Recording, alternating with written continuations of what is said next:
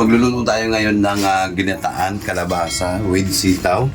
At ang mga kailangan natin sa ginataang sitaw na may kalabasa, meron tayong isang pork chop, at meron tayong 3 sili, at meron tayong mga parang alimango siya, di ko alam ang alimango to.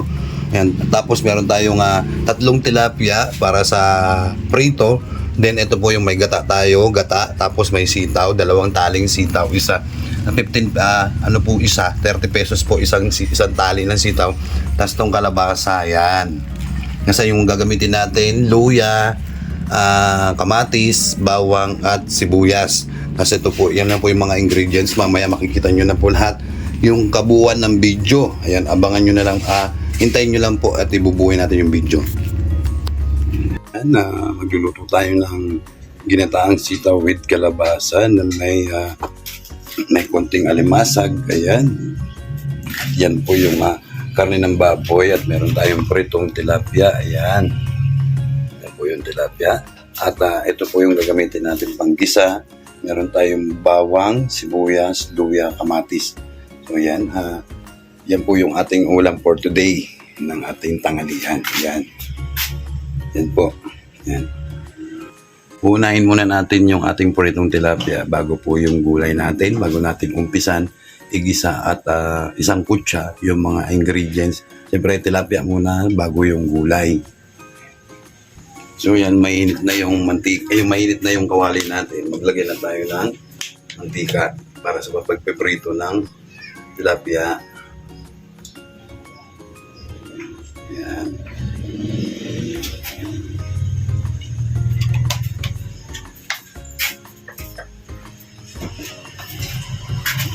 Yan, painitin muna natin yung mantika bago tayo maglagay ng tilapia sa pagpiprito.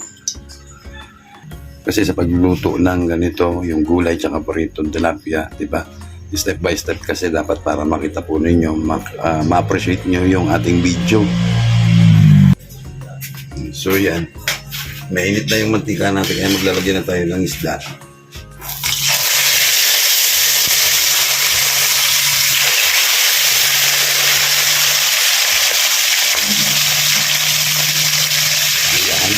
Dalawa yung nilagay natin para hindi magkasya sa kawali natin, maliit lang yung kawali. Hintayin lang natin siya maging golden brown bago natin siya tanggalin. Babalik ka rin ito, no? Yun yung purpose yung kung bakit natin tayo nito yung kaya pinainit muna natin yung kawali at saka yung mantika para dito sa magdikit-dikit. Kaya yun yung purpose para hindi masayang yung isda, diba? Ayan, luto na yung tilapia natin para nagkarang natin yung isa pa. Kasi 3 yung tilapia natin dahil 3 rin kami dito sa bahay.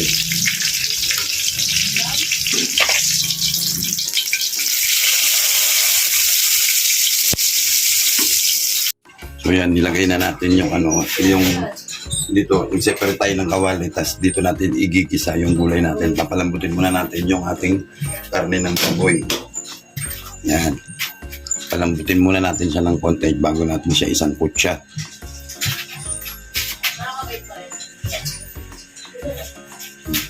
Tatakpan natin para mabilis kumulo.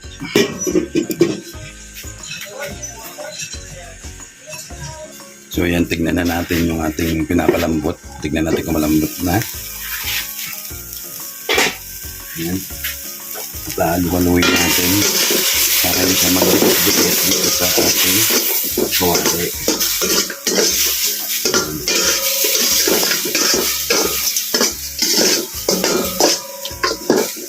Hanggang sa maubos na yung tubig niya. Hindi siya magdikit-dikit. Tapos papalitan ko yung buking sensor ng sandok.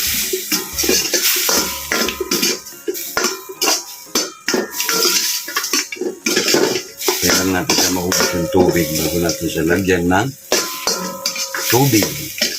Ay, ng mantika pala. May pala yung tubig pala sa bawah. Tingnan ninyo, di ba? Hindi lumidikit yung karne na kawali dahil nakahalo-halo natin. Hanggang sa maubos yung tubig. So, ayan. Dahil wala na siyang tubig, halu-haluin pa rin. Para kahit paano maglabat ng konti ng oil. Then yung pinagpirituan natin ng tilapia, yun yung gagamitin natin pang gisa. Ayan, nalagay ko na po yung pinagpirituan ng tilapia. Yan po, halu-haluin na natin siya hanggang sa maging golden brown po siya. Maging golden brown na po yung karne natin. Dahil isa-kakay na natin siya. Ito tayong mag-isa na luya, mga ingredients yung luya, yung sibuyas, yung kamatis, yung bawang. Nahalo-halo ko po para hindi siya mag-dikit at hindi magsilamsik ng mantika. Alam nyo na, pag nag-isa, may iwasan yung tagtatalsik ng mantika sa karne ng gabol. Ayan. Hintayin lang natin siya maging golden brown.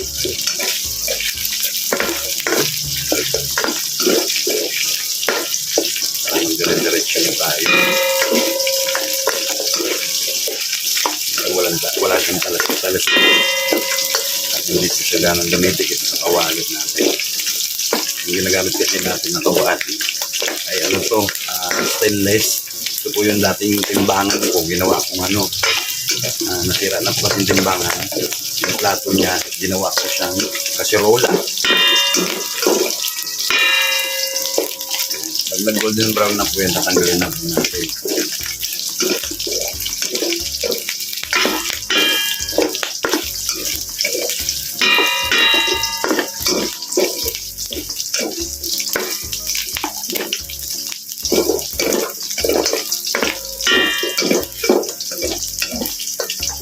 Hindi dumidikit hanggang sa maging golden brown siya. Maingay lang yung stainless. Malapit na siya, malapit na maging golden brown. Golden brown na siya. Set aside, tanggalin natin bago ito makapag-isa.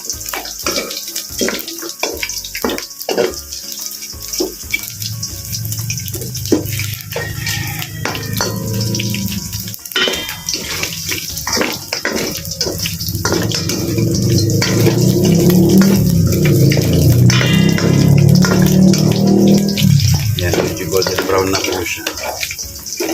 Ilang minuto pa. Wala ito tanggalin.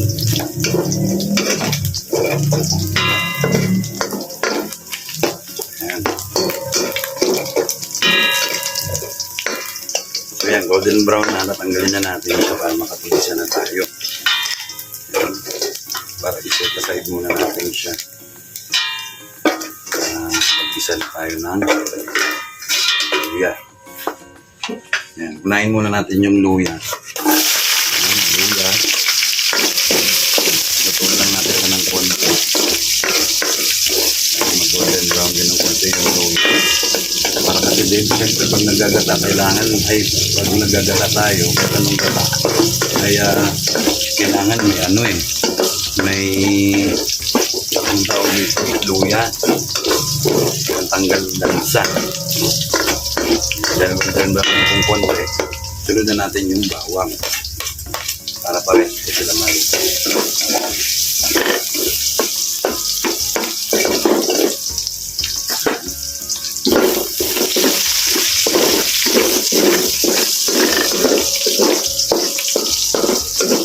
Pag na golden brown na yung bawang, sunod na natin yung sibuyas.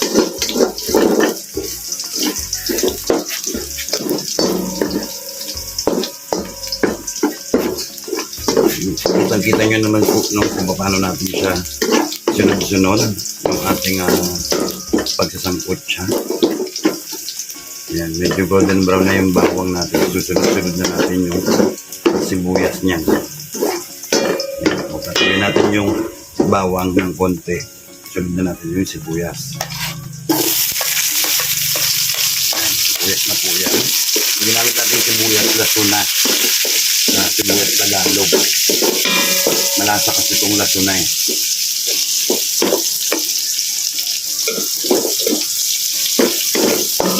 Yan. Hintayin lang natin siya ma-golden brown ng konti yung sibuyas natin. Parang ganun lang. Ayan. Lumamot na ng konti yung sibuyas. I-mix na natin.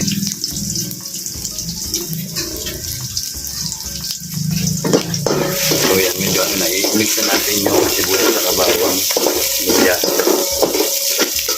Tapos susunod na natin dito yung kamatis.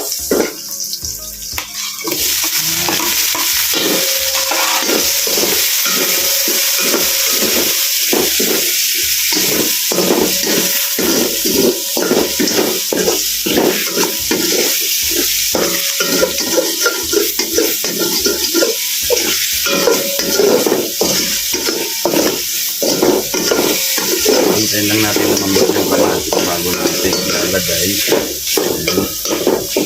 Palambutin kasi natin yung kamatis para maduro siya. Para yung nasa po ng kamatis kakapit. Lumabas yung aromatic niya.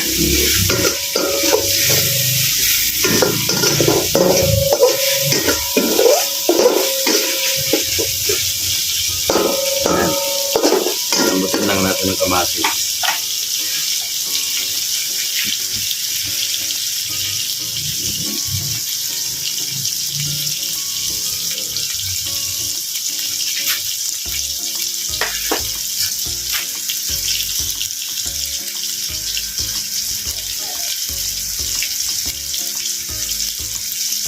Ayan.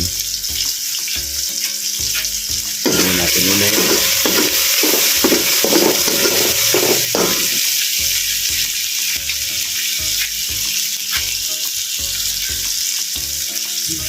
Medyo malambot na yung kamatis natin. Durugin natin.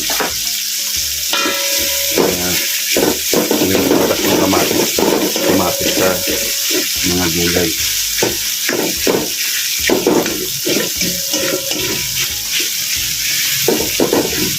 Ayan. Tapos isunod na natin yung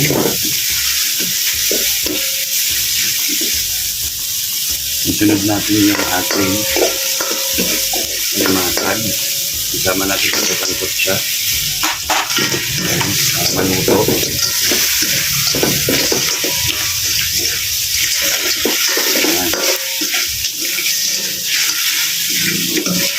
Para maging kulay orange na po yung ating limasag.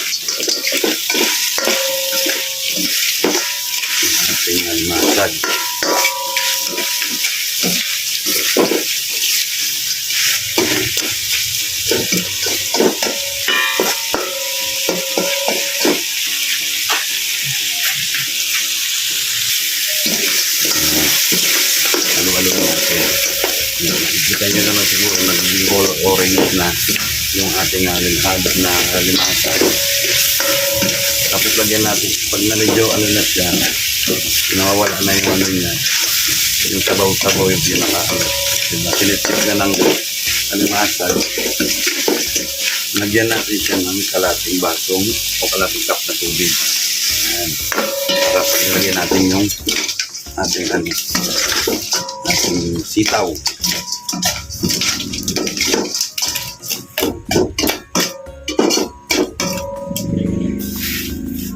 Ayan.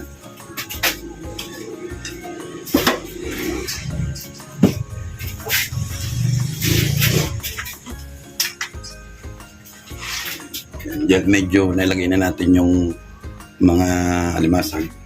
Lagyan na natin yung kalabasa.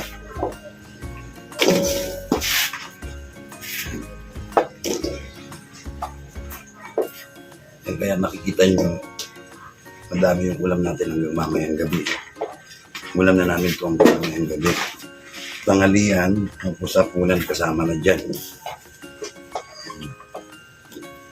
Tapos aluin lang natin siya. Ayan.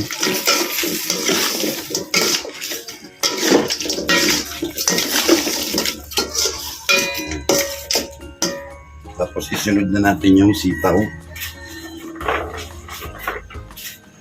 Ayan. Yung sitaw natin, inaluwang ko ng daon ng sibuyas para kahit paano masarap.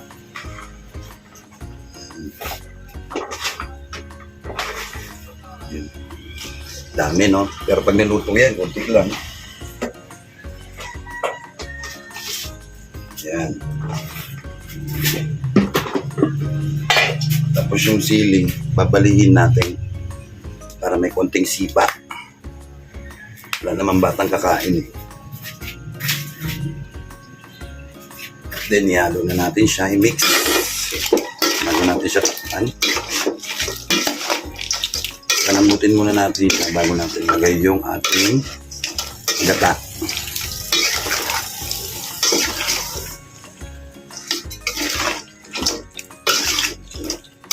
Yan, ihalo lang.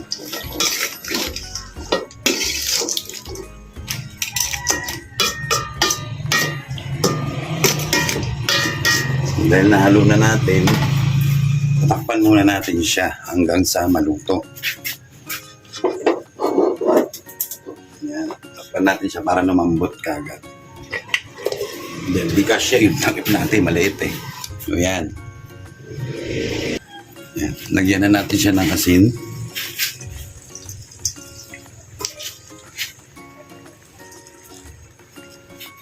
Konting magic sarap. Yan, tapos takpan na natin siya.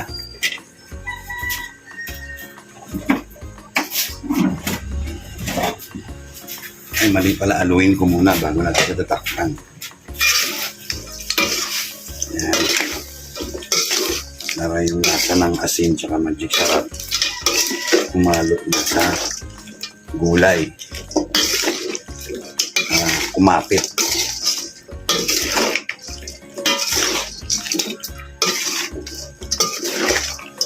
Yan. Dahil halo na natin. Start natin ganito para sumakto sa takip. Hindi sumingaw yung kulot niya. Yan.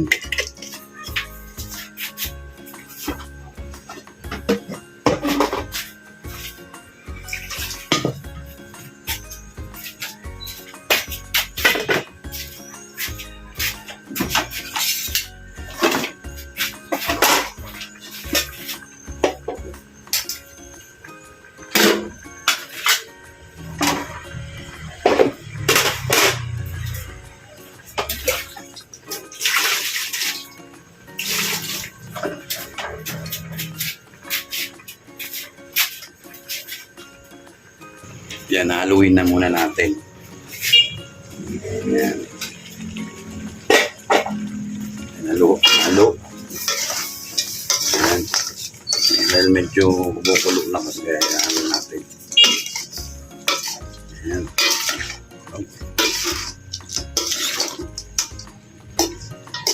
Dahil dyan, medyo okay na yung sitaw. Lagyan na natin yung gata.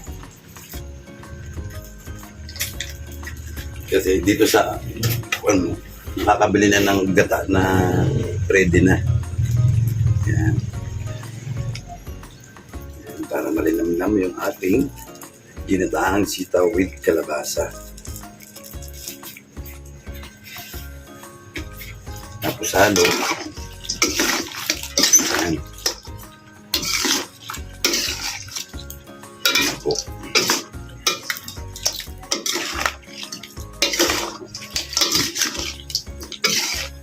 Mamaya na natin nilalagay yung karne ng baboy.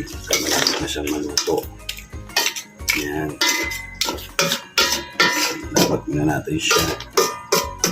Yan. Takpan natin siya ulit. Para naman lalo. Nalagyan ko siya ng luya, ay ng paminta. Init. Yan, lagyan ko ng paminta, isang balot lang. Tapos halo ulit. Yan.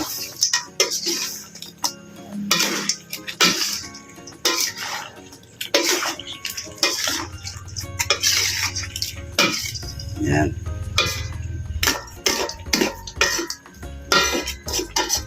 Maya, luto na yan. Takpan natin siya ulit para mabilis maluto. Yan. Yan, diba? So, yan na. Buksan muna natin. Haluin na natin muna siya. Kumukulo na kasi baka ano yan. Tingnan natin kung medyo malambot na.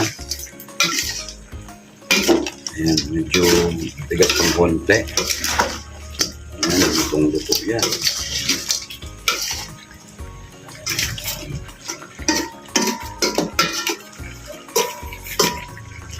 Tignan natin yung sabaw. Kung okay na yung panlasa.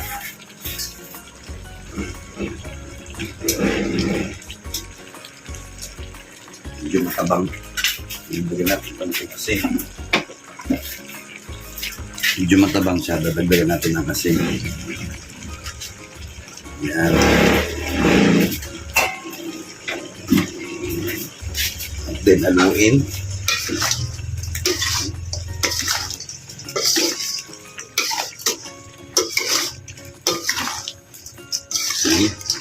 Siguro mga ilang minuto na lang. Gusto na to. Ibabaw na natin yung karne.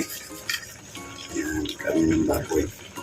Para mamaya bago natin siya haluin, takpan natin siya uli. Para tuluyan na siya lumambot.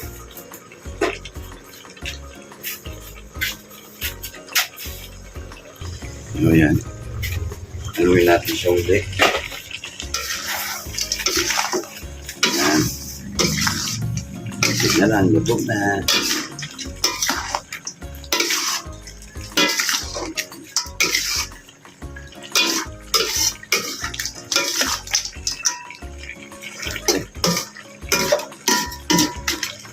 Yan. Hindi na natin siya tatakpan para naman ng gusto.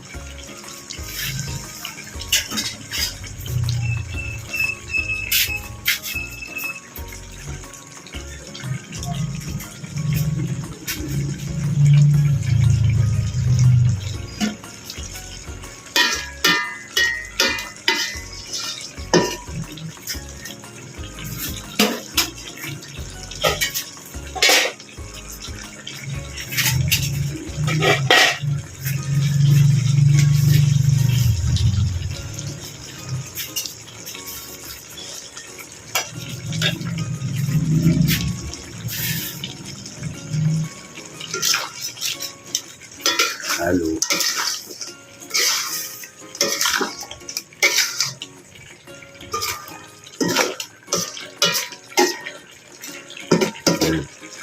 Medyo matigas pa yung kalabasa eh.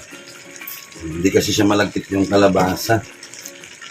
Kailangan natin sa ulit takpan para na mambot. Pero kasi pagka medyo hapok yung gulay, hindi ako masyado. Yan.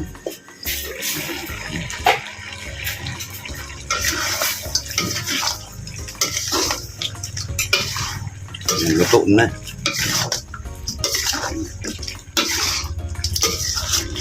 Yan, sana nagustuhan nyo yung ating menu. Yan, sana nagustuhan nyo mga viewers or mga katekram. Sana meron kayong napulot o paano nyo napulot na isang recipe na naman ni Rolly TV Vlogs. Ayan. Sana nagustuhan nyo yung video mga katekram. So ayan, hanggang dito na lang po. Dahil tapos na tayong magluto ng ating ulam for today is ginataang kalabasa with alimasag and sitaw at pritong tilapia. Yan. So yan, ito na. Bye-bye po.